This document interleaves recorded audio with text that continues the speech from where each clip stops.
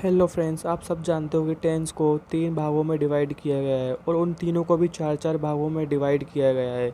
इसलिए टेंस को पहचानने में बहुत ही ज़्यादा दिक्कत होती है। तो चलो आज मैं आपको बताता हूँ कि टेंस की पहचान कैसे करें और हेल्पिंग वर्ड से कैसे पता करें कि ये कौन सा टेंस है। दोस्तों, हम सब जानते हैं कि टेंस को 3 भागों में डिवाइड किया गया है। पहला प्रेजेंट टेंस, दूसरा पास्ट टेंस और तीसरा फ्यूचर टेंस। अभी जो है उसे प्रेजेंट यानी वर्तमान, जो बीत गया उसे फास्ट यानी कि भूत, और जो आने वाला है उसे फ्यूचर कहते हैं यानी कि भविष्य। दोस्तों, प्रेजेंट टेंस, फास्ट टेंस और फ्यूचर टेंस को 4 भागों में डिवाइड किया गया है। पहला इंडेफिनेट, दूसरा कंटिन्यूस, तीसरा परफेक्ट, चौथा परफेक्ट कंटिन्यूस। इंडेफिनेट टेंस की पहचान कैसे करें तो देखिए, प्रेजेंट इंडेफिनेट टेंस के वाक्यों के अंत में ता है, ती है, ते है इत्यादि आता है और इसी फास्ट टेंस के अंत में ता था, ती थी, ते थे इत्यादि आता है और फ्यूचर में गा, गी, गे इत्यादि आता है। प्रेजेंट कंटिन्यू टेंस के वाक्यों के अंत में रहा है, रही है, रहे हैं इत्यादि आता है। ऐसे ही फास्ट कंटिन्यू टेंस के अंत में रहा था, रही थी, रहे थे इत्यादि आता है और फ्यूचर कंटिन्यू टेंस के अंत में रहा होगा, रही होगी, रहे होंगे इत्यादि आता है।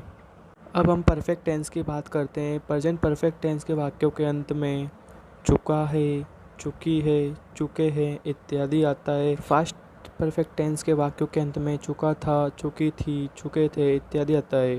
फ्यूचर परफेक्ट टेंस के वाक्यों के अंत में चुका होगा, चुकी होगी, चुके होंगे इत्यादि आता है। अब हम परफेक्ट कंटिन्यू टेंस की बात करें तो इसकी पहचान कंटिन्यू टेंस की तरह ही होती है, लेकिन सभी में टाइम ऐड हो जाता है। आई होप गाइस आपको मेरी वीडियो पसंद आ रही हो। तो चलिए प्रेजेंट परफेक्ट कंटिन्यू टेंस की पहचान देखते हैं। इसके वाक्यों के अंत में रहा है, रही है, रहे हैं प्लस टाइम दिया होता है और फास्ट परफेक्ट कंटिन्यू टेंस के वाक्यों के अंत में रहा था, रही थी, रहे थे प्लस टाइम दिया होता है। फ्यूचर परफेक्ट कंटिन्यू टेंस के वाक्यों के अंत में रहा होगा, रही होगी, रहे होंगे प्लस टाइम दिया हुआ होता है।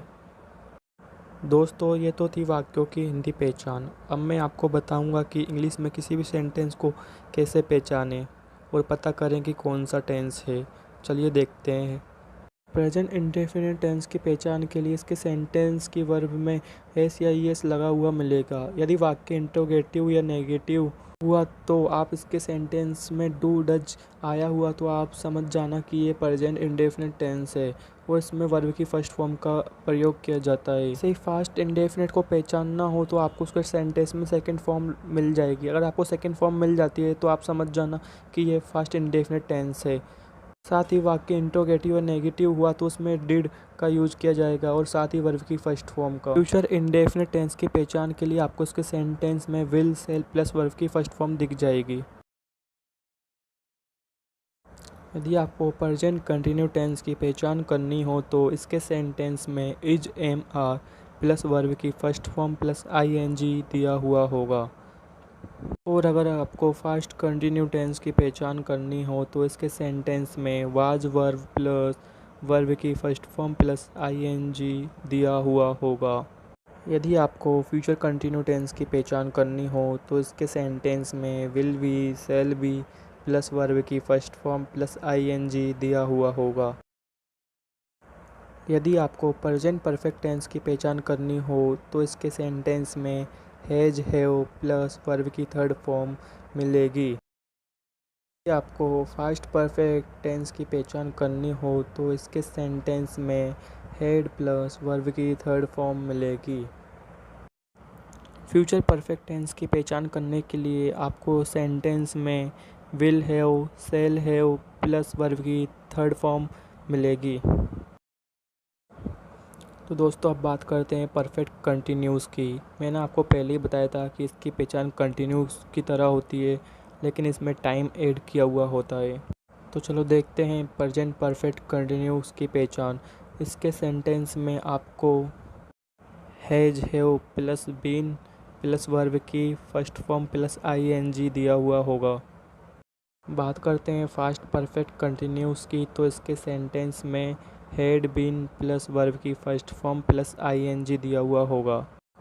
और फ्यूचर परफेक्ट कंटिन्यू टेंस को पहचानना हो तो इसके सेंटेंस में will have, shall have plus been plus verb की फर्स्ट फॉर्म प्लस आईएनजी दिया हुआ होगा।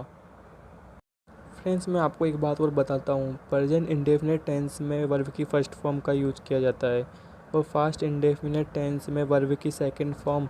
लेकिन अगर वाक्य इंट्रोगेटिव या नेगेटिव हुआ तो डिड के साथ वर्ब की फर्स्ट फॉर्म का यूज़ किया जाता है और फ्यूचर इंडेफिनिट टेंस में वर्ब की फर्स्ट फॉर्म का यूज़ किया जाता है।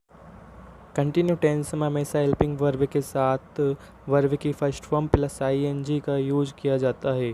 वहीं परफेक्ट टेंस में हमेशा हेल्पिंग वर्ब के साथ वर्ब की थर्ड फॉर्म का यूज किया जाता है। परफेक्ट कंटिन्यू टेंस में भी हेल्पिंग वर्ब के